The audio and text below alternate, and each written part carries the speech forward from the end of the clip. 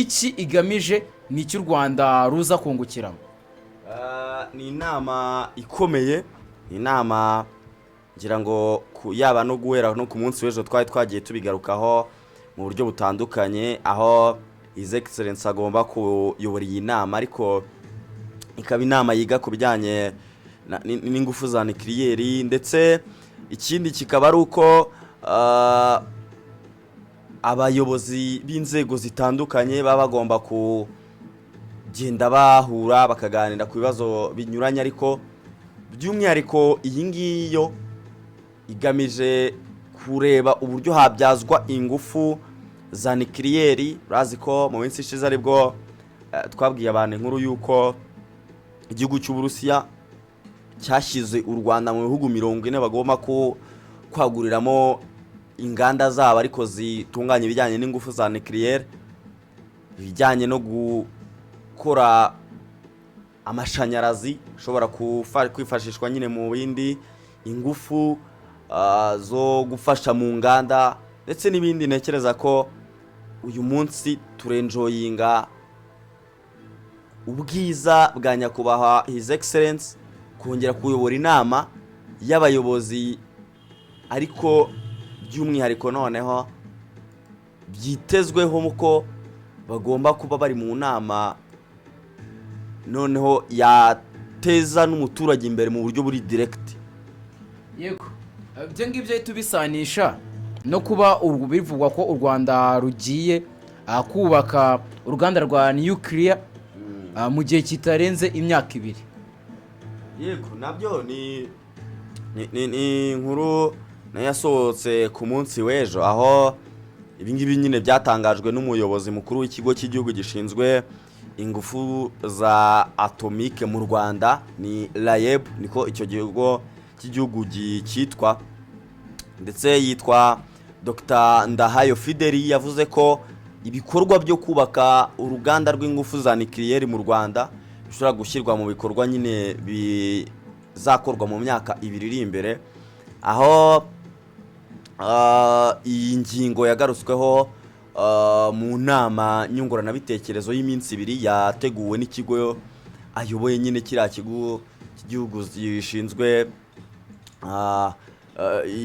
ingufu za atomike mu Rwanda, aho iyi nama nyunguranabitekerezo yabaye kuwa 15 nyine yari igamije kurebera hamwe uburyo bwo guteza imbere inganda zo mu gihugu ndetse no gushyira mu bikorwa umushinga wo kubyaza amashanyarazi ingufu za nucleaire, aho yavuze ko iyo nama yateguwe nyine kubaka uruganda rubyaza ingufu za nucleaire, nyine abareba icyo bisaba ndetse n'ibyo bagomba gukora. Ahangaha uhita wumva ko nyine ni umushinga watangiwe kandi batangiye no kushaka buriya iyo ngiye mfite umushinga runaka nkaba natangiye gushaka ibyo nzakoresha kugira ngo ngugereho, urumva ko mbana hari uburyo mba ndi direct mu bijyanye no kuwushyira mu bikorwa.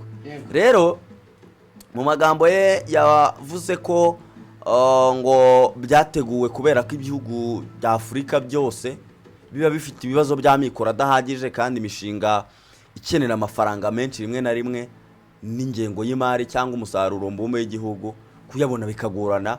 Ndetse rero yanavuze ko UNECA yateguye ingingo yo nk'iyo ngiyo nyine kugira ngo barebe uburyo bwiza bakoresha ndetse nyine bwakoreshwa n'igihugu kugira ngo bashyire amajyambere mu biganza by'abaturage.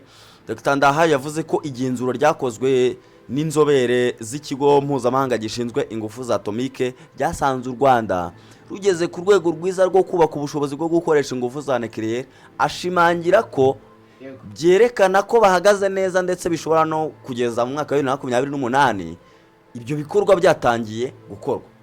Ngo byumvikane ko buriya iyo watangiye kuba washimirwa n'imiryango mpuzamahanga ndetse n'ibihugu bikomeye, direct uba wamaze kuba wahabwa ni nka green light yo kuba wagera kuri izi ntego, kuko ibintu biragoye ko wapfa kubitangira ibi miryango mpuzamahanga itabizi cyane. Rero niba iyo miryango mpuzamahanga yaratangiye kugidushima tayari nuko babona dufite ubushobozi bwo kuba twaraninga iyo projet y'izo ngufu za nucleaire.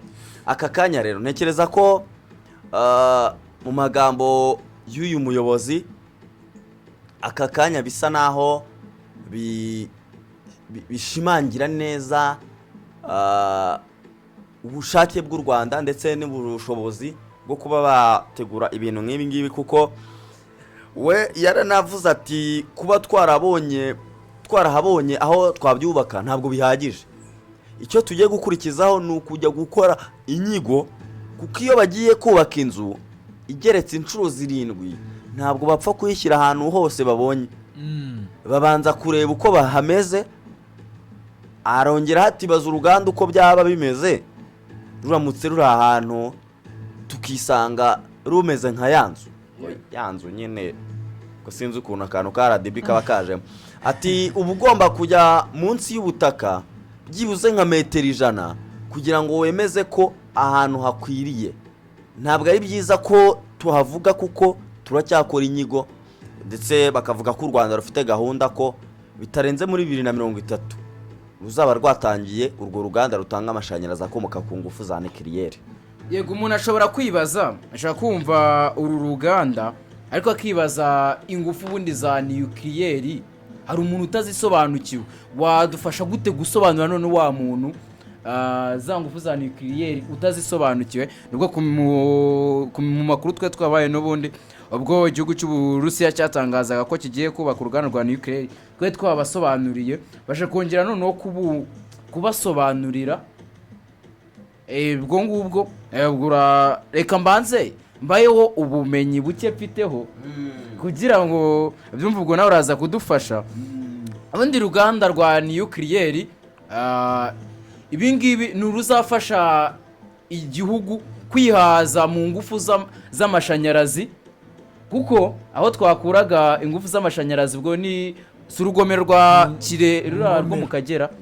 ubona ko gusavinga igihugu cyose hari uburyo bidakunda, hari uburyo bidahagaze neza. Rero icyo izadufasha ni ukugira mu gihugu haboneke ingufu z'amashanyarazi noneho zivuye kuri za nganda noneho zubatswe zizi nucleaire. Ubwo abantu nyine baba babyumva. Gusa mu minsi yashize Uburusiya nabwo bwari bwatangaje kuri ibi bintu by'izi nganda, bavuga ko bari kwagura ibikorwa byo kubaka nyine izi nganda ku isi yose. Ubwo nk'uko Benga bitubwiye ni inganda zo nyine ziba zitanga ingufu z'amashanyarazi, bavuze ko n'u Rwanda ruri mu bihugu bazagezamo iyi gahunda yabo. Yego, bagiye kwagura byibuze mu bihugu 40. Yego, muri ibyo 40 n'u Rwanda rurimo. Urumva ko rero ibintu bisa nkaho byoroshye kuba noneho Uburusiya ni abantu bazobereye muri ibi bintu. Ibintu biroroshye ku Rwanda kuba twahita tubona uru ruganda, ariko ni ibintu byiza ko dukeneye ingufu ziremereye cyane, ko dutera imbere niko aho dukura ayo mashanyarazi bigenda biba gake. Aho ubona umuriro usigaye ugenda muri Kigali urabibona Pasi Govinda. Yego, muri Kigali ukajya kubona agace kamwe umuriro wagiye ngo bari gusana ejo ahandi, ariko navuga ngo ni ikintu cyiza yo tugeze kuri uru rwego nyine rwo kubona uru ruganda. None izi nganda sinka za zindi none ruba rufite imbaraga. Undi uburyo bino bintu by'amashanyarazi babikomeye, birasa naho uko dutera imbere mu bijyanye n'inganda muri rusange, ni nako dutera imbere mu bijyanye no gukenera nyine ayo mashanyarazi. Niko dutera imbere mu bijyanye no gukenera umuriro mwinshi. Yego, uko hazi izo nganda zitunganya ibijyanye wenda n'imyenda, uko twaguka muri industrialization, uko twaguka muri transportation, ariko yizi modoka cyangwa aya mamoto acagingwa n'amashanyarazi, niko twiyongera ku muriro twari dukeneye. Iyo umuriro dukeneye rero utari kwiyongera, biba bisa naho hari hamwe hazajya habura uwo muriro bitewe n'igihe kigeze, bitewe nyine naho amasaha ageze n'abawukeneye kurusha abandi. Rero igihugu ntekereza ko ubu ngubu ari ubushake bwiza, ni igitekerezo cyiza cyo kurwana n'ibyo bintu by'uko buri segiteri igomba kubona ibyo ikeneye kugira ngo yexere ibijyanye n'umusaruro wabyo, handi tuzazamura GDP bitewe n'uko turi gukora economic activities nyinshi zitandukanye. yes yego ubwo nuko bimeze kuri iyi nama nyakubahwa perezida wa repubulika y'u Rwanda agiye kuyobora ya Nuclear Energy Innovation Summit for